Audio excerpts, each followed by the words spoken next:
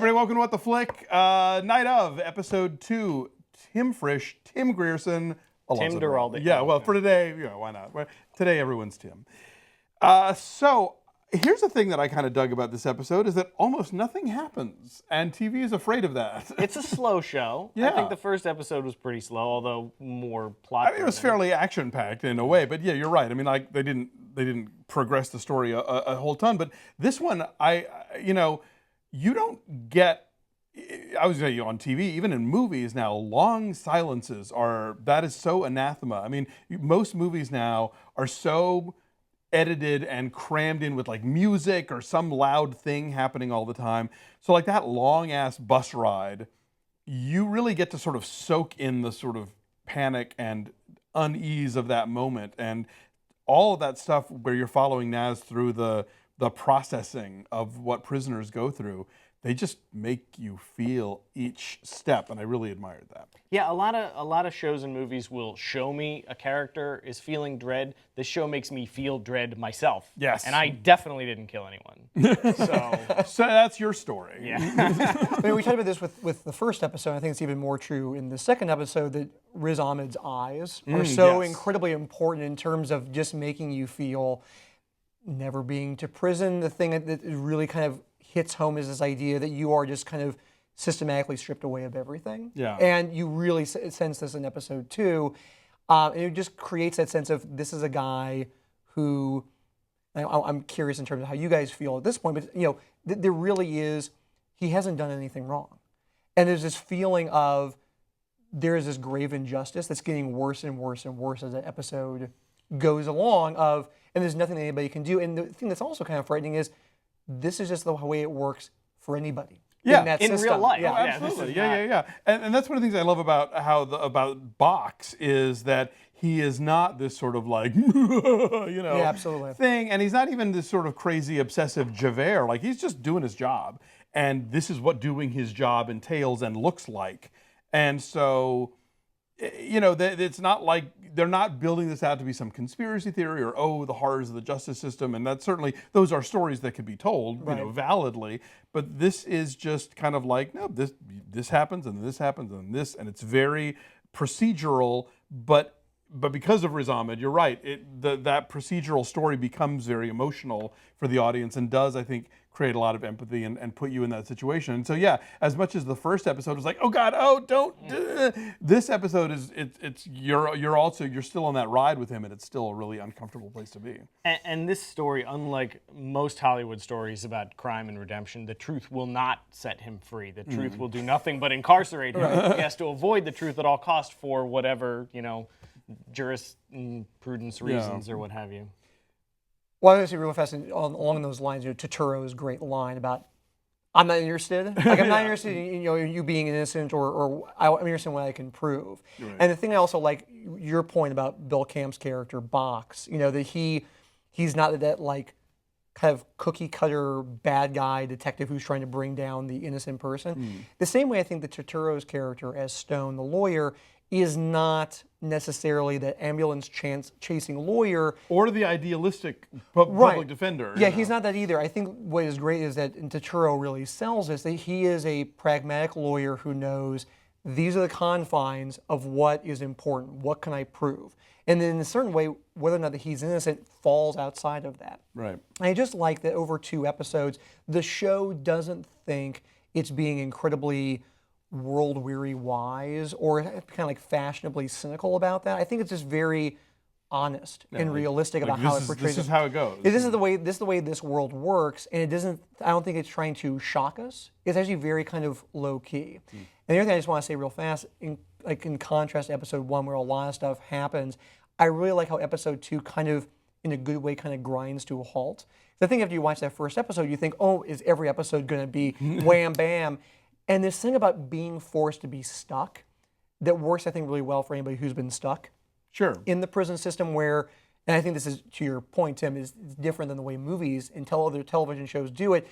There's not a lot of action. You actually have to kind of like cool your jets and sort of think and worry. And the second episode really kind of illustrates that fact that those wheels move very, very slowly. Yeah, I mean, Back when I was an activist, I spent an evening behind bars, and time goes real slow when you're in that cell. So And you know. didn't even think that you could be behind those bars for 30 years to life. No, but You knew you were getting out the next when day. you're in there, you think you immediately go to worst case scenario, you know. So yeah, it's very unsettling, and I think it captures it really well.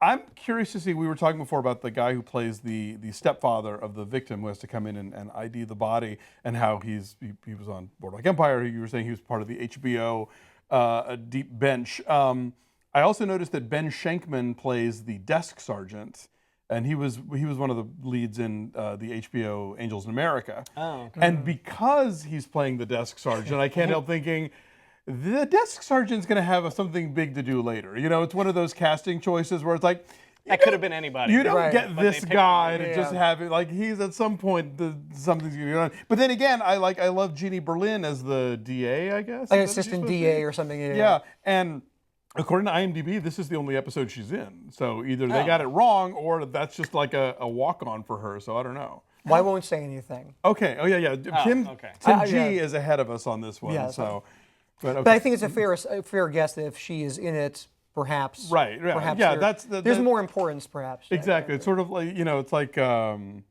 it's either that they're going to have something big later, or that you're supposed to remember them. Like that's what I loved about the casting of Jesse Plemons in Bridge of Spies. Yeah. It's literally just there so that later you go, oh yeah, right, because Jesse Plemons was there. Yeah. Like you need need that that face. bookmark in Yeah, your head, totally. You were saying before about the procedural nature. I was always a big Law and Order fan. And in the second episode, especially, what's great is watching Bill Camp do his job and just kind of recreating it. And again, to our point, he's not trying to nail him, Right. nail this kid nail Nas for the crime. He's just trying to figure out what happened. And there's a great kind of sense of just in general. I mean, he doesn't not want to nail him. No, but he's not trying to plant. He's not trying to plant things. Right. He's just trying to figure out. Yes, he thinks that this kid did it, but he's still just trying to figure out and kind of put that kind of crime together. Over the first two episodes, I really just like is everybody in the show is smart.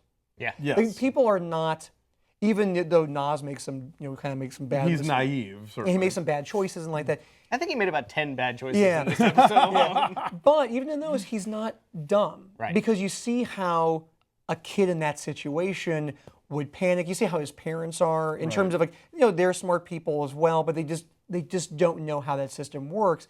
I just really appreciate the fact that Richard Price, who's the writer, and Steven Zalian, the director, that they just let everybody be bright. And even when they make mistakes, you think, oh, it's because of the situation. It's not because it's a convenience for the plot that, oh, they do this dumb thing or they do this dumb thing. Yeah, it's also a matter of like you see where Box and Stone, are really familiar with how this world works and the intricacies of it. And so to outsiders, it's very easy to just completely get lost because you've never been there before and you have no idea how these things play out, and so you say or do the totally wrong thing because how would you know? Yeah. And there were so many like small interactions like in the police station, I thought, that did a good job with world building. Like Box's interaction with the desk sergeant, like, hey, do you want me to keep yelling or is that enough? Right. I love that. So do I have an argument with you now?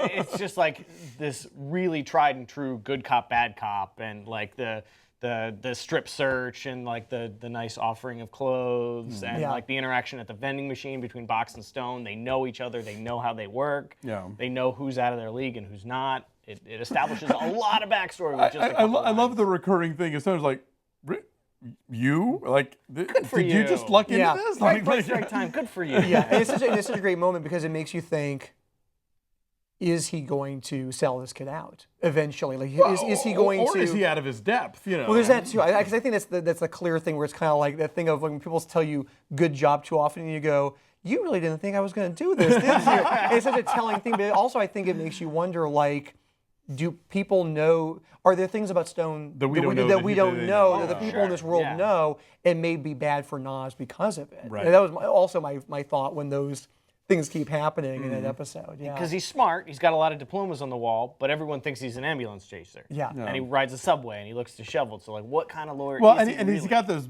business cards. Did you Yeah. see those Yeah. when he's going through the X-ray machine that are super like kind of bus bench lawyer Yeah. sort in a of rubber thing, you know? band, and you Yeah. saw his ad on the subway. Yeah. And as a quick side note, we live in Los Angeles. It's still weird, by the way, to drive every once in a while and be at a red light and see one of his ads on bus stops in Los Angeles. I haven't seen those. Yeah, you see the John Stone lawyer, Oh, funny. attorney at law. Oh, so this is news to you. No, Yeah, I didn't get to catch there, one there of are a those. few of them around town funny. still. So yes. Okay. Well, yeah, and of course, really, I want to see. I hope he has a TV ad with a really catchy phone number, because there's a firm here that has one, and I hear it once, and like all day I'm cursed with The earworm is inescapable. Yeah. When this show is done, are we going to get a better phone stone or inevitable Zing! stone? I like it. Yeah, one can only hope. All right, we'll be back next week with more Night of. Thanks for tuning in.